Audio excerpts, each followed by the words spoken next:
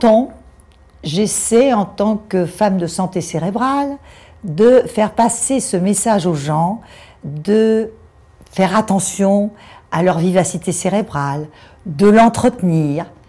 Et je dois dire qu'en rien, je n'ai eu le succès du programme Nintendo. Alors merci à Nintendo d'avoir su, par ce marketing tout à fait étonnant, d'avoir su enlever la peur aux gens de jouer cerveau. Et aussi de leur avoir apporté cette notion que finalement, on donne une performance, mais cette performance n'est peut-être pas celle qu'on pourrait donner. Alors bien évidemment, passer en l'espace de 5 minutes d'un cerveau de 80 ans à un cerveau de 20 ans, bien sûr que c'est une illusion.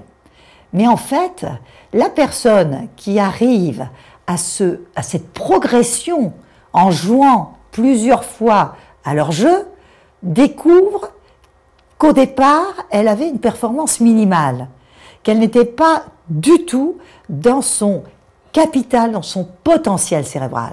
Et ça, vraiment, c'est un atout tout à fait important que nous apporte ce produit Nintendo.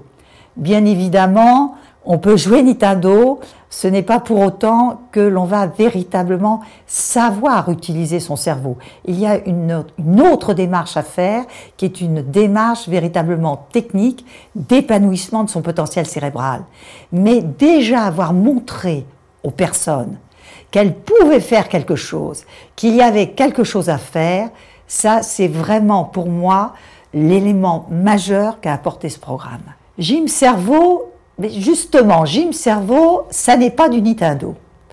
Gym Cerveau, c'est un programme de neurophysiologiste, puisque je suis neurophysiologiste.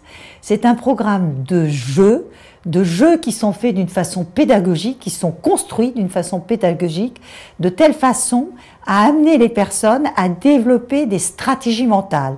Stratégies mentales sur l'ensemble des fonctions cognitives que nous utilisons au quotidien. Donc, stratégie de perception, stratégie de préhension de l'espace, stratégie de communication, stratégie de logique, stratégie même dans ce qu'on appelle la psychomotricité, c'est-à-dire l'adaptabilité et la mouvance motrice en fonction de certaines consignes intellectuelles, et puis bien évidemment, stratégie en mémorisation.